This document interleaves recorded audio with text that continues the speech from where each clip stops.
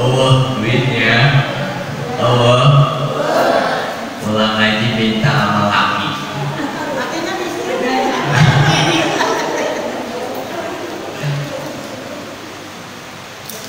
Assalamualaikum warahmatullahi wabarakatuh.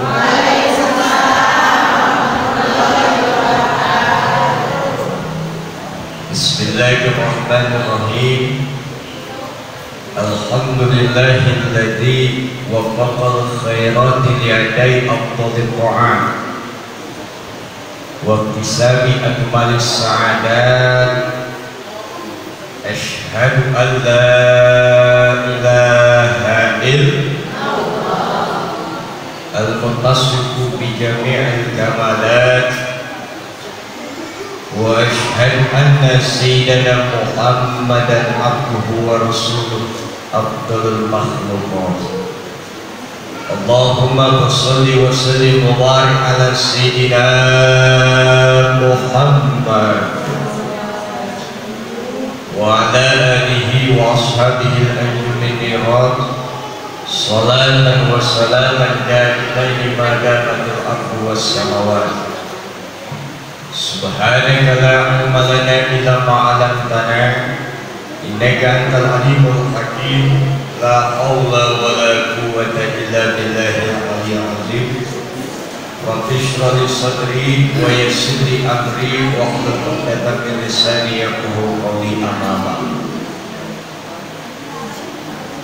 Yang sama-sama kita hormati dan kita muliakan Ketua Dewan Pemakmuran Masjid Riyadul Jannah, orang tua kami, guru kami, Bapak Ustadz Darisun, serta jajarannya yang kita doakan mudah-mudahan beliau selalu diberikan sehat walafiat, mudah-mudahan urusan-urusannya diberikan pertolongan oleh Allah Subhanahu wa Ta'ala. Tadi betul apa kata beliau, ya, saya ini murid beliau, saya ini santri beliau, cuma udah lama gak ketemu, jadinya begini dah. Yang sama-sama kita hormati, kita muliakan Ibunda Ustazah Ede Parpuah sebagai pembimbing majelis taklim tingkat RW Masjid Riyadul Jannah. Mudah-mudahan kita doakan guru kita selalu diberikan sehat walafiat. Ketua RW 014 Bapak Wahyu beserta jajarannya, Ketua RT 01 sampai 04 RW 014 beserta jajarannya, seluruh majelis taklim ibu-ibu RT 1 sampai RT 4 RW 14, dan yang sama-sama kita hormati Ketua Panitia Ibunda Ustazah Khalisah, yang mudah-mudahan kita semua segenap jamaah yang hadir mendapatkan kucuran rahmat, taufik, hidayah, inayah, maunah serta maghfirah dari Allah Subhanahu wa Ta'ala. Amin. Amin ya rabbal alamin. Duduk kita di sini dalam rangka memperingati peringatan Isra dan Mi'raj Nabi besar Muhammad sallallahu alaihi wasallam. Alhamdulillah sekarang sudah masuk bulannya Isra Mi'raj Rajab. Entar Sya'ban. Habis Sya'ban apaan?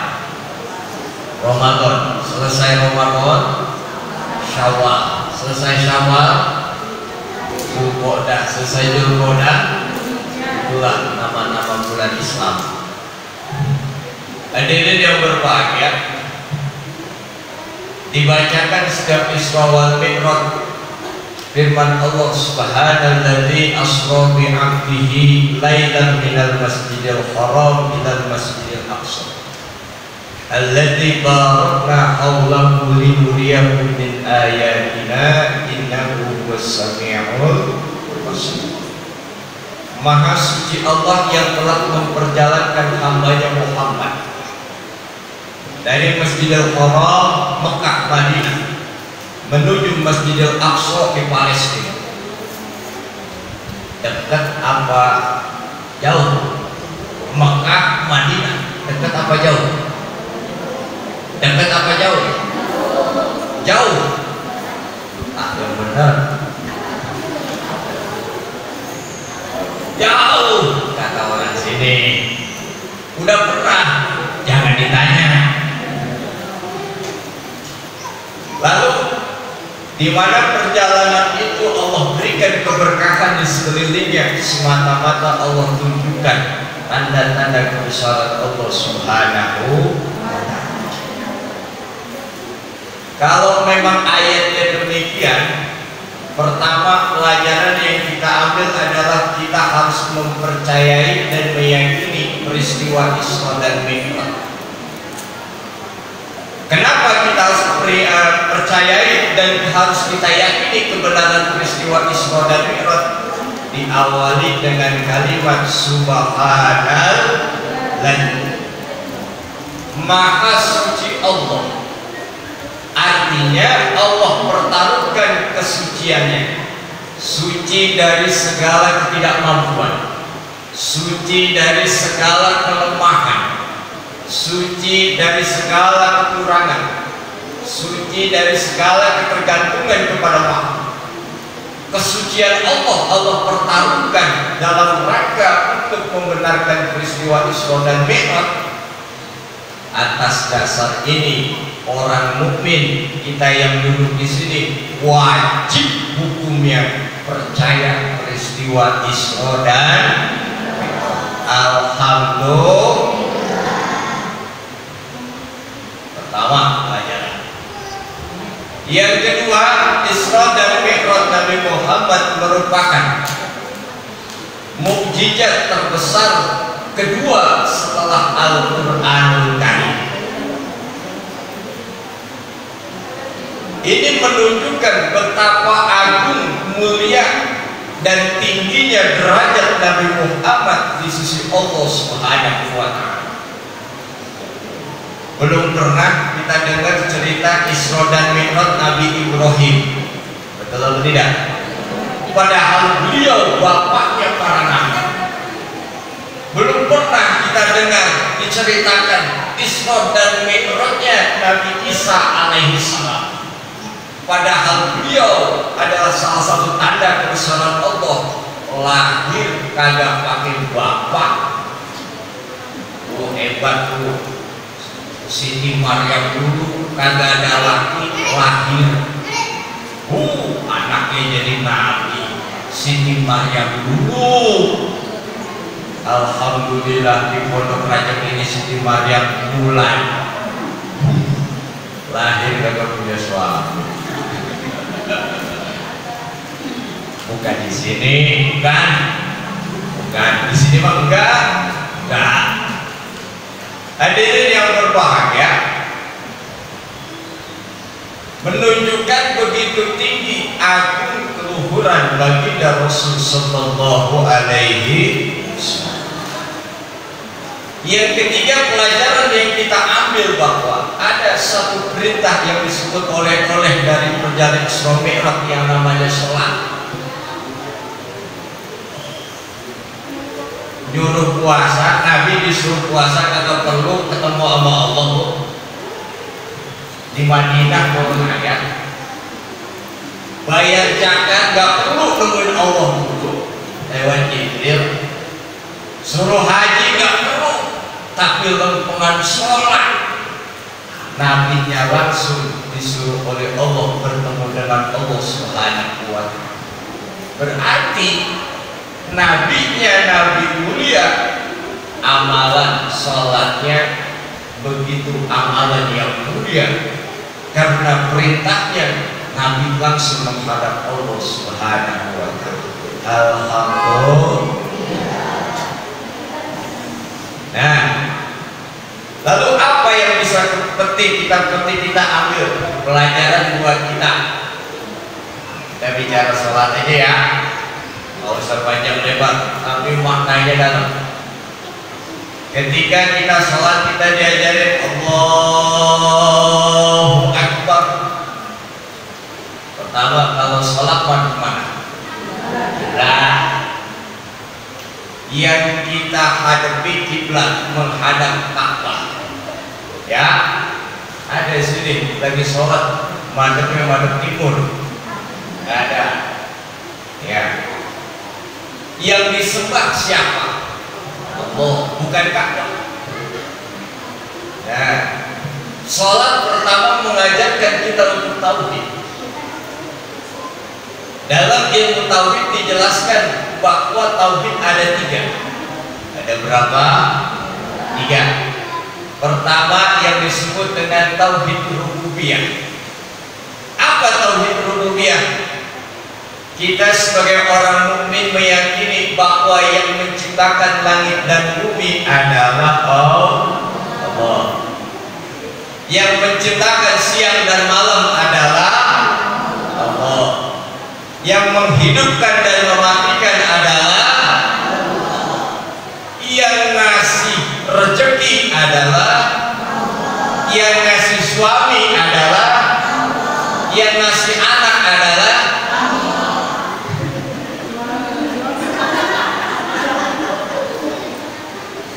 Kagak ada suami, alhamdulillah. Selama kita beriktikad meyakini bahwa yang menciptakan alam semesta Allah, yang mengatur Allah, selamat keyakinan kita.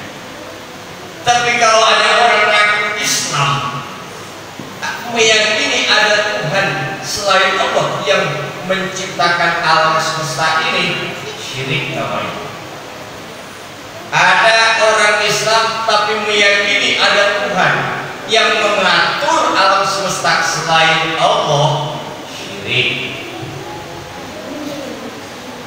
Ada orang Islam meyakini bahwa ada yang kuasa selain Allah, syirik. Berarti di sini kalau orang yang demikian syirik dalam rububiyah. Alhamdulillah kita semua di sini dibimbing sama guru kita untuk meyakini Allah yang mencintai. Alhamdulillah. Dibimbing sama guru kita untuk meyakini yang mengatur alam semesta Allah Subhanahu wa taala. Alhamdulillah. Alhamdulillah. Jadi kita selamat. Tauhid rububiyah. Yang kedua, tauhid uluhiyah. Apa tauhid uluhiyah? Diajarin sama guru santri yang wajib kita sembah hanya kepada Allah. Yang wajib kita minta pertolongan hanya kepada Allah. Yang wajib kita bersandar hanya kepada Allah. Pokoknya jangan kita bergantung kecuali hanya kepada Allah. Selamat kita diajari sama guru kita. Alhamdulillah. Apa ini kan di hadapan saya calon-calon penghuni surga semua. Mudah-mudahan masuk surga. Pengen masuk surga? Pengen masuk surga? Pengen. Mau cepat masuk surga? Bener ini. Saya lagi doain. Mau masuk surga? Pengen masuk surga? Syarat wajib orang masuk surga mati. Saya tanya, pengen mati? Katanya pengen masuk surga.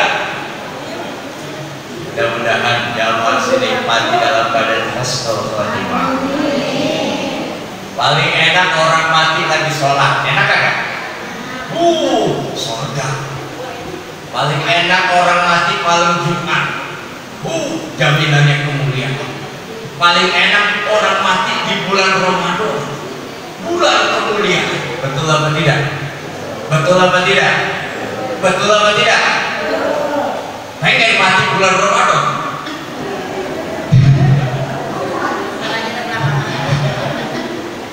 Jangan-jangan Ramadan besok. Modal puasa berbayar 3 tahun. Hadirin yang berbahagia, kita kembali lagi. Lalu kalau ada seorang muslimah, satu sisi lawan tauhid uluhiyah, tauhid syirik uluhiyah. Bahwa syirik uluhiyah hampir-hampir mengenai kita semua. Pertama, dalam bentuk doa. Contoh, satu sisi dia meminta kepada Allah, tahlilannya kayak kita tuh gayanya, tahlilannya, ratibannya kayak kita, sholawatannya kayak kita, lempengan minta. Coba kita lihat orang para nelayan yang di pinggir pantai itu, ketika acara tasyakuran pantai, zikirnya kayak kita, la ilaha illallah, la ilaha illallah, ratibannya kayak kita. Lempengan doa, selesai dia tahlilan, selesai dia tasyakuran, potong kepala kebo, terus ceburin ke laut, terus ngomong sama laut, kasih saya tangkapan ikan yang banyak. Ada apa tidak? Ada apa tidak? Satu sisi dia menyembah Allah, di lain sisi dia minta kepada laut. Seakan-akan laut memberikan punya kuasa untuk memberikan rezeki kepada para nelayan. Satu contohnya. Yang kedua, kita lihat para petani. Lempengan dia mau musim panen atau lagi mau nanam musim nanam, dia syukuran. Syukurannya benar, tahlilannya benar, ratibannya benar, yang dibaca benar Qur'annya. Selesai daripada tasyakuran, dia ambil bekak ayam taruh di galengan sawah. Ada apa kakak? Ada apa kakak? Bikin kopi pahit taruh pojokan sawah. Ada apa kagak? Kalau kita pikir nyuguhin siapa itu? Hah? Ngomong, Bumi, saya udah suguhin bekak ayam 5, kopi pahit 3, rada kental ini mah. Tolong Bumi, berikan hasil panen yang baik kepada petani. Seakan-akan Bumi punya kuasa untuk memberikan rezeki kepada petani. Ini syirik dalam uluhiyah, dalam bentuk doa. Contoh yang ketiga, contohnya, saya yakin ibu-ibu di sini sering rajin ziarah, benar? Sering rajin ziarah? Belum? Mudah-mudahan. Pandemi ya, tapi pernah ziarah? Ya. Ziarah hukumnya sunat. Ziarah ke Sunan Gunung Jati, ziarah ke Sunan Kalijaga, Sunan Ampel, Sunan Kalijaga, Sunan Kali Cisadane, Sunan Kali Ciliwung. Ziarah ini. Ya ini ziarah bahwa wali memiliki keramat. Ziarahnya sunat, tahlilannya benar, ratibannya benar, tapi habis ziarah, Sunan, Mbah, hidup saya begini banget Mbah, miskin sabar hari Mbah, mana lagi habis PHK, kagak ada kerjaan sabar hari, mancing mulu. Mbah, anak pada sakit Mbah, minta sama ahli kubur. Namanya maaf. Kalau sudah jatuh, minta kepada ahli kubur, jatuhnya syirik dalam bentuk doa. Mudah-mudahan kita dipelihara oleh Allah dari bentuk syirik. Amin. Ya Rabbal. Hadirin yang berbahagia, syirik dalam bentuk doa. Yang kedua, syirik uluhiyah dalam bentuk rasa takut yang berlebihan kepada makhluk ketimbang kepada Allah Subhanahu wa Ta'ala. Apa contohnya? Sekarang kita tanpa disadari, tanpa kita mengerti, tanpa kita sadari, sekarang dengan wabah penyakit corona, berapa banyak umat Islam yang menjadi syirik. Maaf, kalau pakai masker wajib ikhtiar zahir, jaga jarak, ikhtiar zahir. Terus semuanya ikhtiar zahir, cuci tangan ikhtiar zahir, tapi tidak menjamin kita selamat dari wabah penyakit. Kenapa? Yang memberikan keselamatan, yang memberikan tameng, yang memberikan pemeliharaan adalah Allah. Corona makhluk lemah, bukan tunduk kepada manusia, tapi tunduk kepada yang menciptakan corona. Siapa? Allah Subhanahu. Zahir kita selamat, yang diserang akidah kita. Terjadi kesyirikan, rasa takut berlebihan kepada corona. Saya mohon maaf, saya cerita padanya. Dulu waktu Jumatan kita diberhentiin, sampai sekarang corona tetap ada, betul? Betul. Dari dulu Jumatan kita diberhentiin, sampai sekarang wayang begini malah nambah. B117, betul? Tapi dari sampai sekarang begini-gini aja, benar? Coba kita lihat, kita sadari bersama apa dampak yang terjadi di tengah-tengah kita. Sekurang-kurangnya ada 3 penyakit hati yang berdampak dari corona. Pertama, suudzon yang berlebihan kepada saudara kita. Saya di masjid, Bu, di musola, dan lagi sholat di berjamaah. Allahu Akbar. Yang batuk orang semasjid sehujan. Ada apa kagak? Ada apa kagak? Bukan di sini mah enggak. Di sini mah enggak beda. Salaman, sekarang pakai perlu jari, enggak perlu jari, sikut salaman. La ilaha illallah. Sholat mazhabnya WHO. Dulu kita, saya dari kecil diajarin sawu-sawu kakum bainan tasbih tersebut minta kami sholat.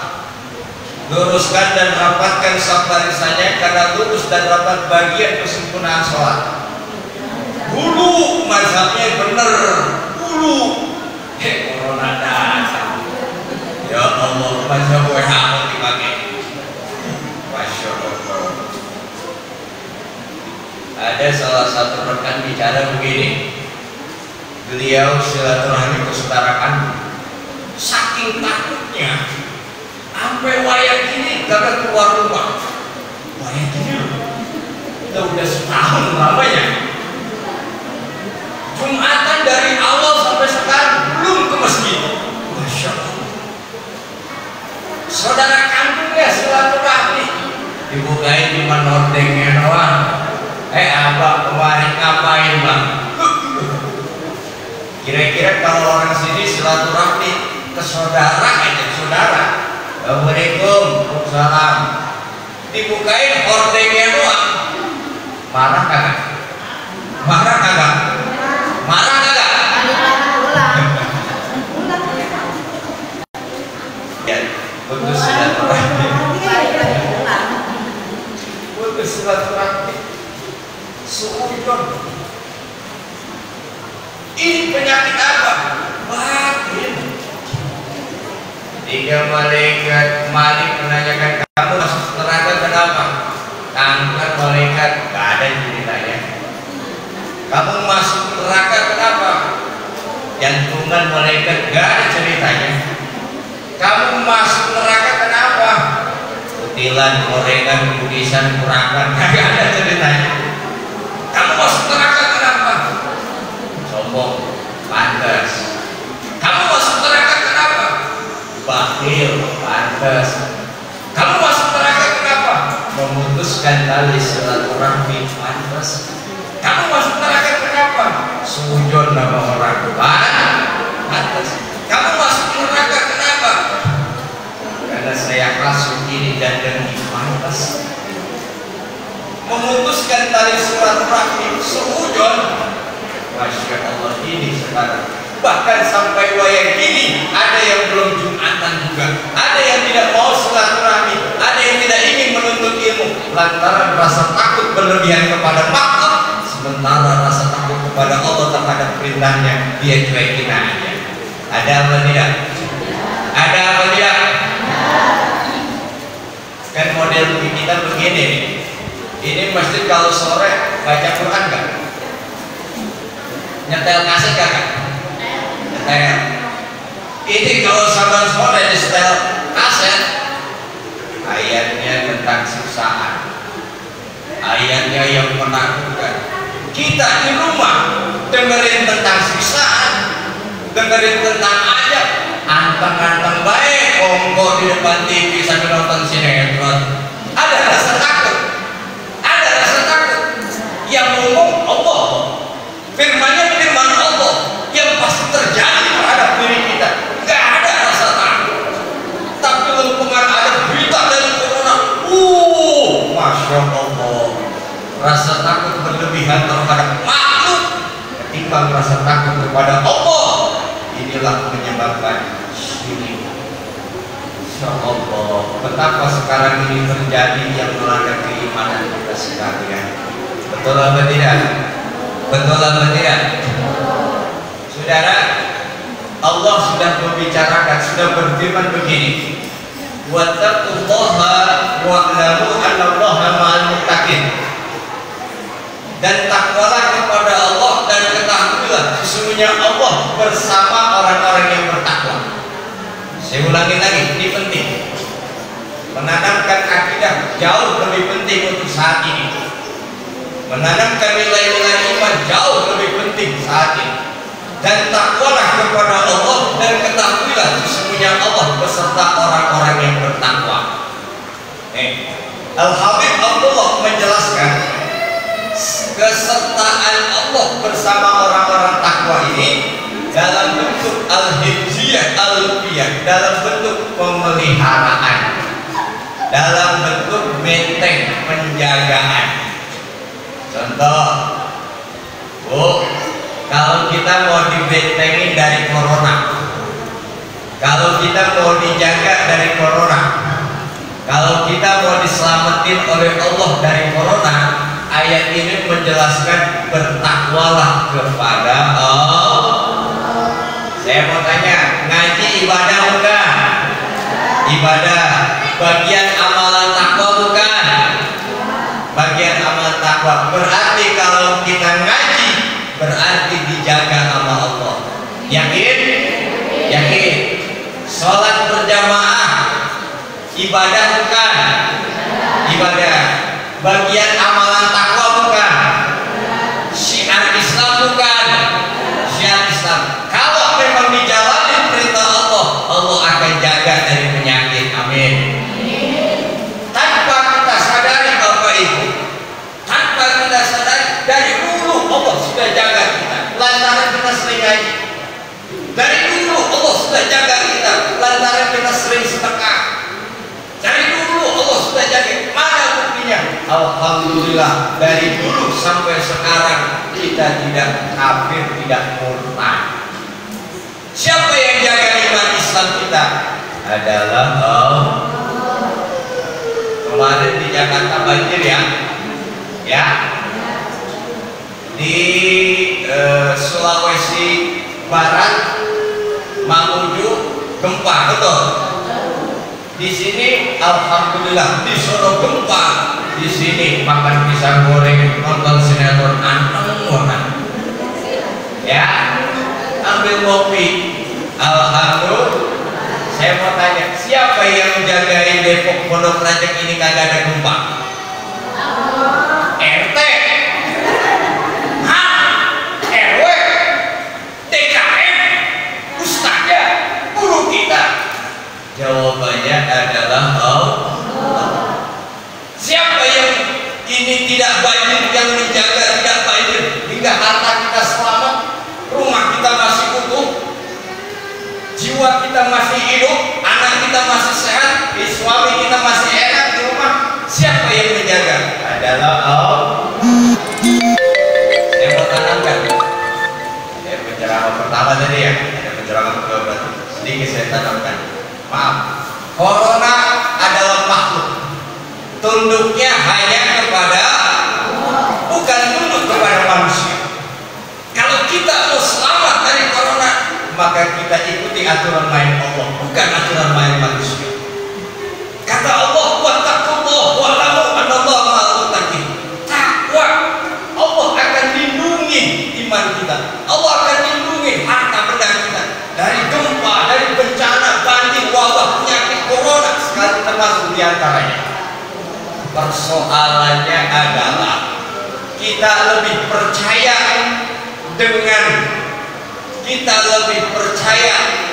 daripada pendapat manusia ketimbang firman Allah. Kita lebih percaya kepada SMS dari WA ketimbang firman Allah. Penyakit bukan penyakit, menunjukkan apa? Lemahnya iman kita. Betul? Betul? Runtuh syariat Allah. Jumatan berhenti, sholat berjamaah udah hanya tadi alhamdulillah, yang takut-takutan kagak berangkat. Insya Allah ngaji 1 tahun. Ini satu bukti menunjukkan kelemahan iman kita kepada Allah. Lempengan berita corona, takut setengah mati. Ayat Quran yang lagi menceritakan tentang siksa, bagaimana keadaan huru hara di hari kiamat, anteng-anteng. Betul apa tidak? Betul apa tidak?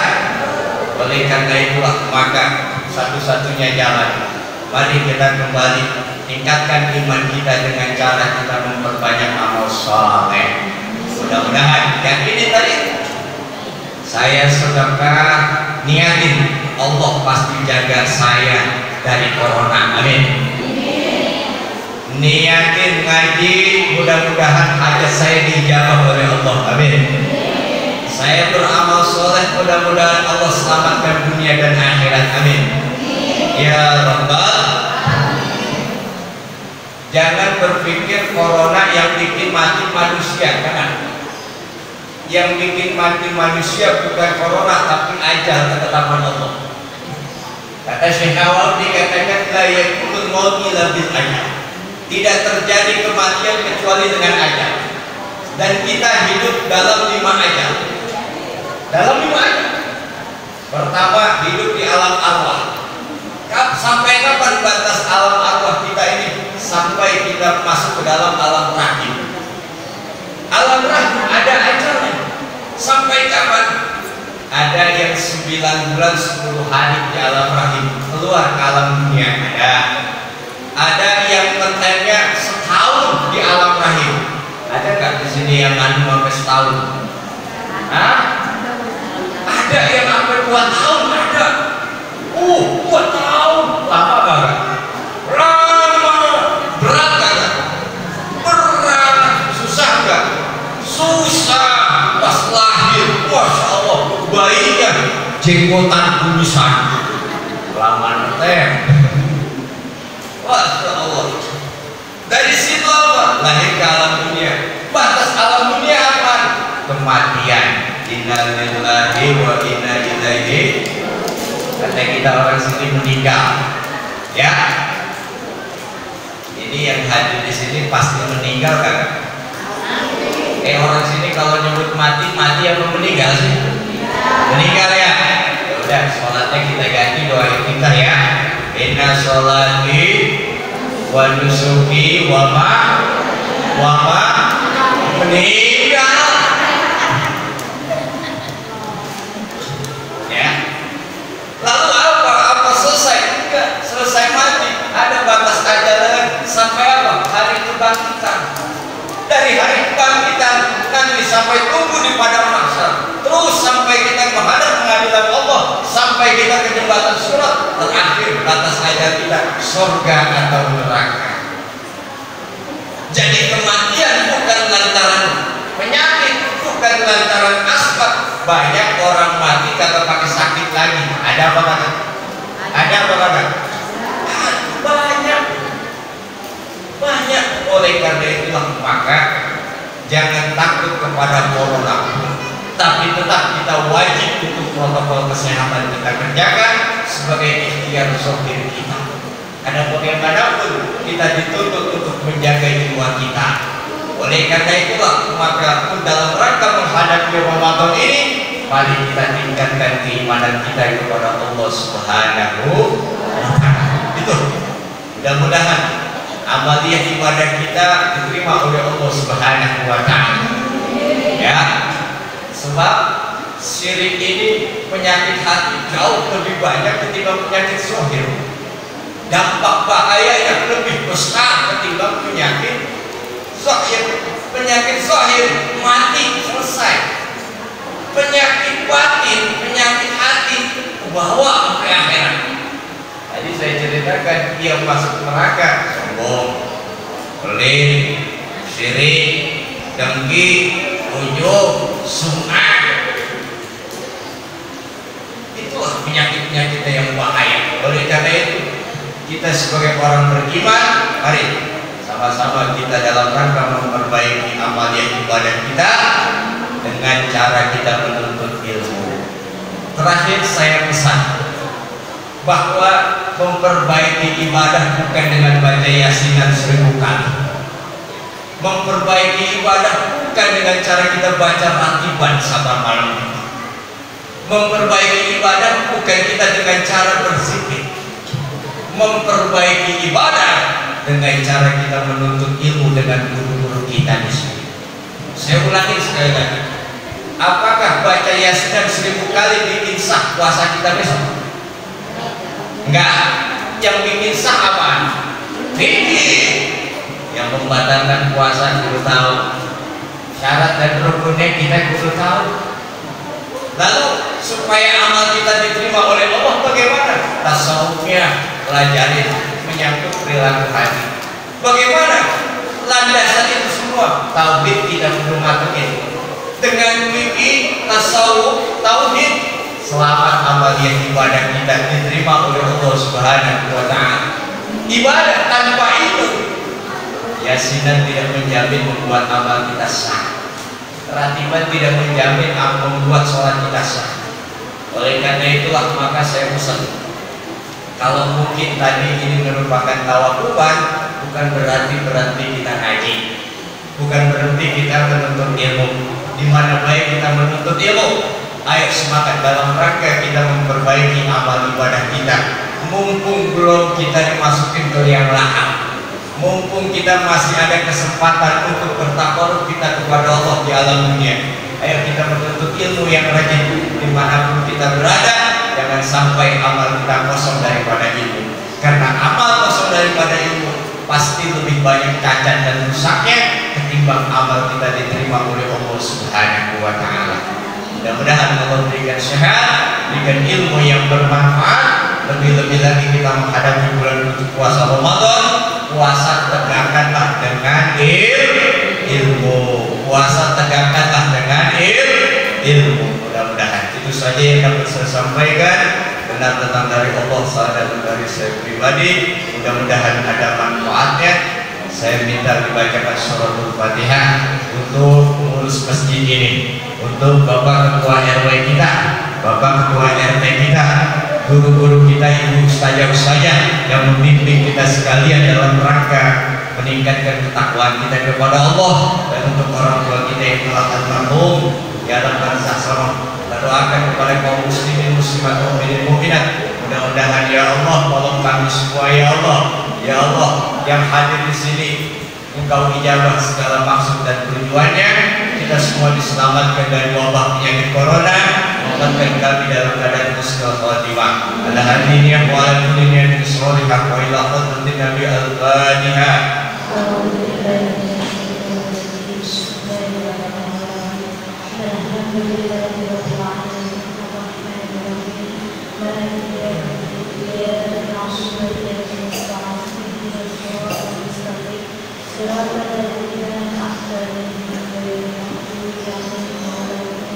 Saya mohon maaf, ini jam saya yang salah apa itu yang salah ya? Ini jam 14.58 menunjukkan hampir jam 3. Oh no, masih jam 10 kurang seperempat. Waktu di sini kali ya.